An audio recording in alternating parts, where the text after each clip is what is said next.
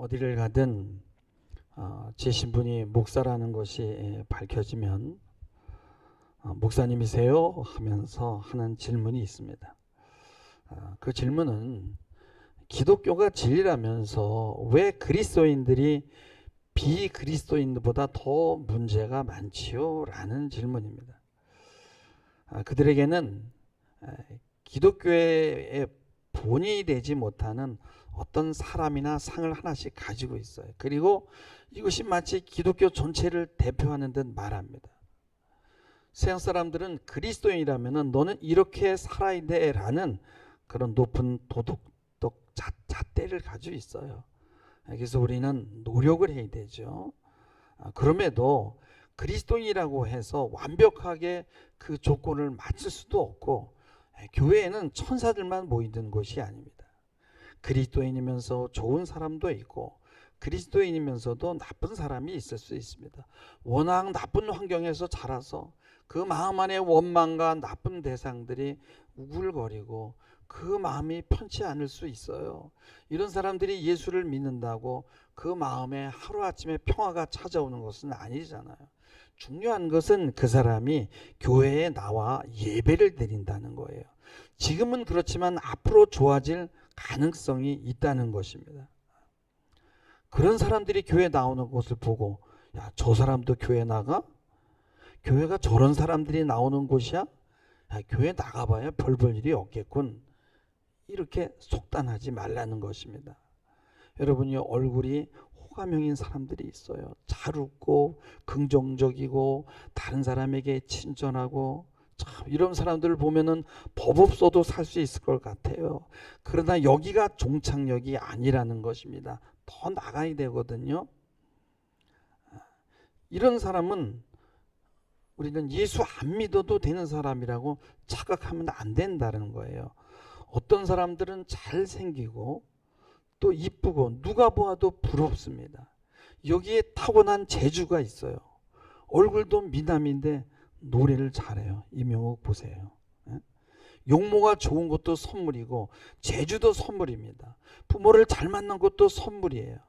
그러나 그것이 하나님의 선물인지 모르고 감사하지 않고 그것 때문에 교만하고 그것 때문에 하나님에게 돌아선다면 그것이 오히려 비극이 될 수 있다는 것입니다. 제 동기 중에는 부모를 잘 만나서 비싼 레슨비를 내고 피아노 공부를 했어요. 지금부터 정말 너무너무 오래전이죠. 50년 전에 여러분요, 한 번 레슨비가 20만 원이면 오늘날로 말하면 1회에 100만 원이 넘는 돈이에요. 이렇게 잘 배우고 후일에 외국에 유학도 갔다 와서 독주회도 했어요. 근데 자기가 받은 혜택이 하나님의 은혜라는 것을 모르는 겁니다. 이 친구가 외국에서 외국물을 먹고 한국에 와가지고 시아버지 앞에서 다리를 꼬고 담배를 피운 거예요. 한국은 아직은 유교적인 성향이 강하잖아요. 어른 앞에서 며느리가 다리 꼬고 담배 피운다는 거는요, 서양 사람들은 가능하지만 우리는 아직 안 되거든요. 서양도 내가 볼 땐 그건 잘못된 거죠. 어떤 사람들은 재주도 없고 받은 것이 없어요. 부모를 잘 만난 것도 아니에요. 그래서 동네 피아노 학원에서 그냥 뚝딱거리고 피아노를 배워서 피아노를 잘 치지도 못해. 전문가가 아니에요. 조금 배워서 부족하지만 그걸 가지고 열심히 하나님의 일을 하겠다고 봉사하고, 여러분요, 정말 그걸 써먹는 사람들도 있단 말이에요. 좋은 얼굴, 아름답고 잘생긴 얼굴을 가졌다고 하나님이 원하는 것을 하는 것은 아니라는 거예요. 오히려 마치 자기가 잘나서 그런 것이 그냥 뽐내기가 더 쉬운 겁니다. 비호감이지만 잘난 것이 없어서 오히려 하나님을 찾을 수 있어요. 좋은 성격, 친절한 성향은 하나님이 만드신 자연적인 결과입니다. 기질적인 거예요. 이런 성품을 가지면 삶에서 분명히 유리해요. 그렇다고 이 성품을 가지고 하나님에게 드리고 좋은 일을 사용하지 않는다면 그 잘남이 저주가 될 수 있다는 거예요. 불행한 환경과 이로 인해 여러 장애들은요, 하나님이 허락한 것이 아닙니다. 집안 대대로 내려오는 문화적인 유전에다가 세파에 섞이고 그것들과 함께 작용하면서 생긴 결과예요. 그럼에도 불구하고 하나님에게 돌아서서 하나님, 저 좀 살려주세요. 저를 좀 긍휼히 여겨주세요. 이 저주의 사슬이 제 대해서는 이제는 좀 끊어지게 해주세요. 이렇게 하나님 앞에 서는 사람이 있다면 그 사람 하나님이 바로잡아 주지 않겠습니까? 물론 시간이 걸립니다. 사막이라는 드라마에 어저께 마지막을 한 걸 제가 봤는데 그 마지막 대사에 이런 게 나와요. 핏줄은 중요한 게 아니야. 어떻게 살았느냐가 중요한 거지. 너는 나와 다르게 살았으니 너는 나와 달라. 너는 너의 길을 가면 돼. 너무 멋있는 말이에요. 핏줄이 아니라 삶이다. 어떤 삶을 사느냐는 내가 선택하는 것입니다. 그러나 우리는 여기서 멈추면 안 되고 한 번 더 선택을 해야 되는데, 내가 내 삶의 주인인가 아니면 나를 만드신 창조주가 나의 주인인가를 한 번 더 선택해야 되는 거예요. 제 스마트폰에 보면 테무에서 자꾸만 광고가 날라와요. 뭐 다트놀인지 무슨 룰렛 게임인지 뭐 좀 아사무사한 회전판이 날라와서 막 빙글빙글 돌아가요. 그걸 딱 누르면 돌다가 어떤 칸이 눈금에 딱 서면요, 당첨되었습니다 그러면서요 공짜로 이런저런 상품을 받는다고 미끼를 겁니다. 예수 믿는 거는 이런 것이 아닙니다. 내가 선택해서 그 바늘을 하나님에게로 옮겨 놓는 거예요. 하나님이 준 자유의지로 선택을 내가 해야 되는 거예요. 하나님의 관심은 누가 나에게 얼굴을 향하느냐, 누가 나의 도움을 바라보느냐입니다. 하나님에게 호감과 비호감은 중요한 게 아니에요. 물론 호감형이고 삶을 바르게 살고 보통 사람보다 덕스러우면 더할 나위 없이 좋습니다. 하나님도 호감을 주는 천성을 좋아하십니다. 그러나 그런 사람일수록 하나님에게서 더 멀어지기가 쉽다는 거예요. 하나님은 저 녀석이 내가 준 그 좋은 것들을 감사하고 그것들을 나의 영광을 위해서 사용하면 좋을 텐데 하는 눈으로 바라보고 있는 거예요. 그러나 인간은 그 반대로 움직이는 경우가 대다수라는 것입니다. 심지어 어떤 사람은 외모뿐 아니라 건강한 몸과 건강한 신경과 피부까지 좋아요. 거기다 좋은 소화기관까지 타고나요. 이런 좋은 것들을 가지고 육신의 정욕과 안목의 정욕에 빠져서 자신의 일생을 위해서 살고 그것이 그 사람을 교만하게 만들고, 그래서 그 사람이 하나님을 거절한다면 그 인생의 결말이 어떻게 되겠습니까? 여러분, 나이가 들면 얼굴도 망가지고 그 호감의 성품도 다 어그러집니다. 그러나 나쁜 환경, 나쁜 성분, 못생긴 얼굴임에도 불구하고 하나님 앞에 나와서 기도하고 자기 부족함을 아뢰고 겸손한 태도를 가질 때 그러한 태도가 자신을 아름다운 영혼으로 변화시킬 수 있는 기회가 된다는 것입니다. 하나님께 돌아서지 않는 한, 호감의 성품을 자기의 것으로 여기는 한 그 성품은 그의 것이 될 수가 없고 마귀가 가지고 노는 거예요. 결국은 인생을 망치게 되는 것입니다. 이것이 하나님의 것이라는 걸 알고 그 성품을 그분께 바칠 때 비로소 그 성품이 그의 것이 되고 더 완전해지는 거예요. 어차피 우리는 완벽한 변화와 개선 그리고 온전함은 이 생에서 완성되는 것은 아닙니다. 죽기 전에 어디까지 변하느냐 하는 건 사람마다 다 다르고요. 그리스도인들도 마찬가지입니다. 완벽하게 만들어져서 하나님에게 가는 사람은 없어요. 부족한 그 모습 그대로 가는 겁니다. 미완성으로 하나님 앞에 서는 것입니다. 그래서 여러분, 지금 눈에 보이는 현상으로 모든 것을 판단하면 안 된다는 거예요. 여러분, 쥐와 고양이는 명확하게 구분이 돼요. 왜 그래요? 과가 달라요. 쥐과와 고양이과는.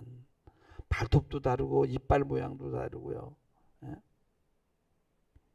쥐가 아무리 노력을 하고 체력을 단련하고 수련해도 고양이과로 넘어가지 못합니다. 예수를 믿는다는 건 뭐예요? 종 자체가 바뀌는 거예요. 유한한 이 생물학적 생명이 영원한 생명으로 바뀌는 거예요. 서서히 점진적으로 개선돼서 우리가 천국 가는 게 아니란 말이에요. 예수를 믿으면 옛사람이 새사람으로 바뀌어 버리는 거예요. 그래서 옛사람과 새사람 사이에는요, 건널 수 없는 얼음 계곡이 있어요. 인간적인 노력으로 넘어설 수 있는 것이 아닙니다. 오직 하나님의 은혜로만 건너갈 수 있는 거예요.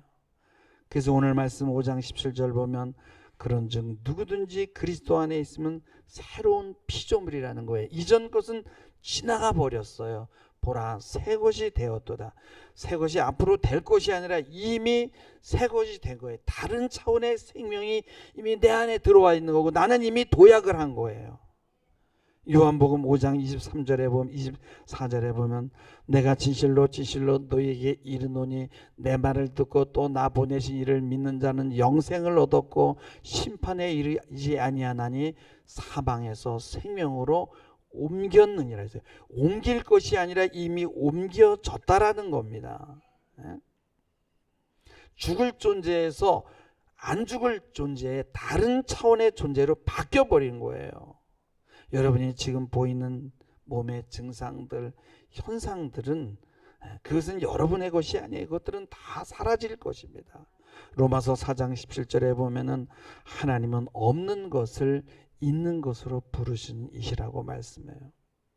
하나님이 마르다와 마리아의 오라비 나사로가 죽었을 때 그를 무덤에서 끌어내시고 살리셨어요.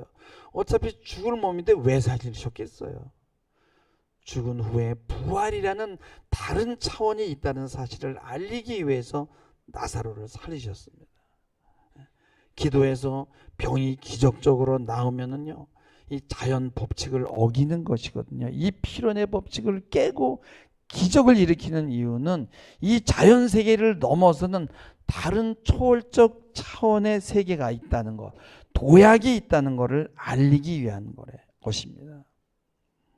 여러분, 나쁜 그리스도인과 좋은 무신론자를 비교하면요, 좋은 무신론자들이 더 멋있어요. 생긴 것도 더 잘생기고 얼마나 옷도 잘 입고 얼마나 멋있는지 몰라요. 그러나 그 호감과 그 덕성으로 구원받는 게 아니란 말이에요.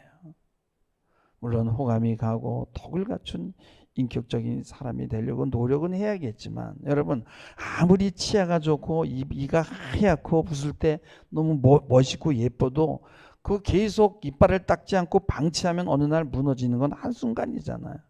그러나 약한 이빨도 치과에 가서 관리하고 좋은 식습관과 양치질을 통해서 잘 관리하면은 음식을 섭취하는 데 도움이 되고 장수의 비결이 되는 거예요. 그러나 아무리 여러분이 이빨이 좋아도 늙으면요, 이가 빠집니다. 칼슘이 떨어져서 부스러져요. 이가 튼튼하고 좋다고 해서 그것이 천국으로 우리를 인도하는 게 아니라는 거예요. 천국은 예수 믿고 간다는 거예요.